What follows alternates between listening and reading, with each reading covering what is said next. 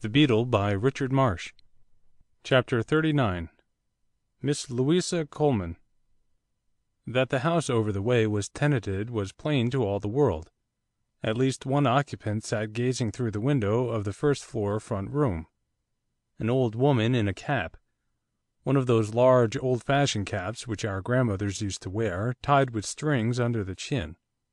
It was a bow window, and as she was seated in the bay looking right in our direction, she could hardly have failed to see us as we advanced. Indeed, she continued to stare at us all the while with placid calmness. Yet I knocked once, twice, and yet again without the slightest notice of being taken of my summons. Sydney gave expression to his impatience in his own peculiar vein. "Knockers in this part of the world seem intended for ornament only. Nobody seems to pay any attention to them when they're used. The old lady upstairs must be either deaf or dotty." He went out into the road to see if she was still there. "She's looking at me as calmly as you please. What does she think we're doing here, I wonder? Playing a tune on her front door by way of a little amusement? Madame!" He took off his hat and waved it to her. "Madame, might I observe that if you won't condescend to notice that we're here, your front door will run the risk of being severely injured. She don't care for me any more than if I was nothing at all. Sound another tattoo upon that knocker. Perhaps she's so deaf that nothing short of a cataclysmal uproar will reach her auditory nerves." She immediately proved, however, that she was nothing of the sort. Hardly had the sounds of my further knocking died away than, throwing up the window, she thrust out her head and addressed me in a fashion which, under the circumstances, was as unexpected as it was uncalled for. "Now, young man, you needn't be in such a hurry," Sydney explained. "Pardon me, madame, it's not so much a hurry we're in as pressed for time. This is a matter of life and death." She turned her attention to Sydney, speaking with a frankness for which, I imagine, he was unprepared. "I don't want none of your imperence, young man. I've seen you before. You've been hanging about here the whole day long, and I don't like the looks of you, and so I'll let you know. That's my front door, and that's my knocker. I'll come down and open when I like, but I'm not going to be hurried, and if the knocker's so much as touched again, I won't come down at all." She closed the window with a bang. Sydney seemed divided between mirth and indignation. "That's a nice old lady, on my honour, one of the good old crusty sort. Agreeable characters this neighbourhood seems to grow. The sojourn hereabouts should do one good. Unfortunately, I don't feel disposed just now to stand and kick my heels in the road." Again saluting the old dame by raising his hat, he shouted to her at the top of his voice. "Madame, I beg 10,000 pardons for troubling you, but this is a matter in which every second is of vital importance. Would you allow me to ask you one or two questions?" Up went the window, out came the old lady's head. "Now, young man, you needn't put yourself out to holler at me. I won't be hollered at. I'll come down and open that door in 5 minutes by the clock on my mantelpiece, and not a moment before." The fiat delivered, down came the window. Sydney looked rueful. He consulted his watch. "I don't know what you think, Champnell, but I really doubt if this comfortable creature can tell us anything worth waiting another 5 minutes to hear. We mustn't let the grass grow under our feet, and time is getting on." I was of different opinion, and said so. "I'm afraid, Atherton, that I can't agree with you. She seems to have noticed you hanging about all day, and it is at least possible that she has noticed a good deal which would be well worth our hearing. What more promising witness are we likely to find? Her house is the only one which overlooks the one we have just quitted. I am of opinion that it may not only prove well worth our while to wait 5 minutes, but also that it would be as well, if possible, not to offend her by the way. She's not likely to afford us the information we require if you do." "Good. If that's what you think, I'm sure I'm willing to wait. Only it's to be hoped that that clock upon her mantelpiece moves quicker than its mistress." Presently, when about a minute had gone, he called to the cabman. "Seen a sign of anything?" The cabman shouted back, "Ne'er sign. You'll hear a sound of popguns when I do."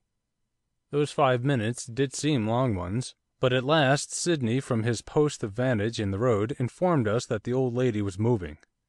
"She's getting up. She's leaving the window. Let's hope to goodness she's coming down to open the door." That's been the longest 5 minutes I've known.' I could hear uncertain footsteps descending the stairs. They came along the passage. The door was opened, on the chain. The old lady peered at us through an aperture of about 6 inches. 'I don't know what you young men think you're after, but have all three of you in my house I won't. I'll have him and you.' A skinny finger was pointed to Lessingham and me. Then it was directed towards Atherton. 'But have him I won't.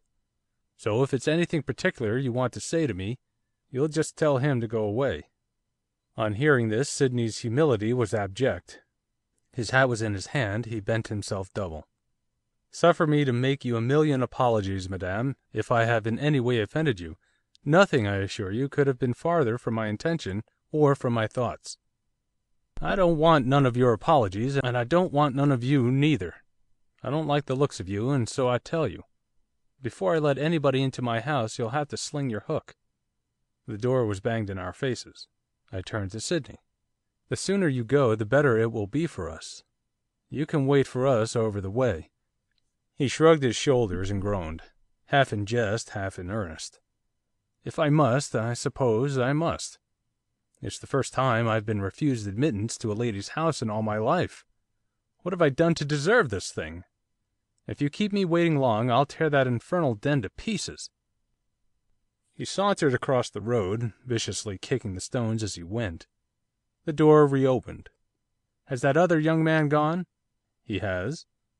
'Then now I'll let you in. Have him inside my house I won't.' The chain was removed. Lessingham and I entered. Then the door was refastened and the chain replaced. Our hostess showed us into the front room of the ground floor. It was sparsely furnished and not too clean. But there were chairs enough for us to sit upon, which she insisted on our occupying. 'Sit down, do. I can't abide to see folks standing. It gives me the fidgets.' So, as soon as we were seated, without any overture on our parts, she plunged in medias res. 'I know what it is you've come about, I know. You want me to tell you who it is as lives in the house over the road. Well, I can tell you, and I dare bet a shilling that I'm about the only one who can.' I inclined my head. 'Indeed, is that so, madam?' She was huffed at once. 'Don't madame me, I can't bear none of your lip service. I'm a plain spoken woman, that's what I am, and I like other people's tongues to be as plain as mine. My name's Miss Louisa Coleman, but I'm generally called Miss Coleman. I'm only called Louisa by my relatives.' Since she was apparently between 70 and 80, and looked every year of her apparent age, I deemed that possible. Miss Coleman was evidently a character. If one was desirous of getting information out of her it would be necessary to allow her to impart in it her own manner. To endeavour to induce her to impart it in anybody else's would be time clean wasted. We had Sydney's fate before our eyes. She started with a sort of roundabout preamble. 'This property is mine. It was left me by my uncle, the late George Henry Jobson. He's buried in Hammersmith Cemetery, just over the way. He left me the whole of it. It's one of the finest building sites near London, and it increases in value every year.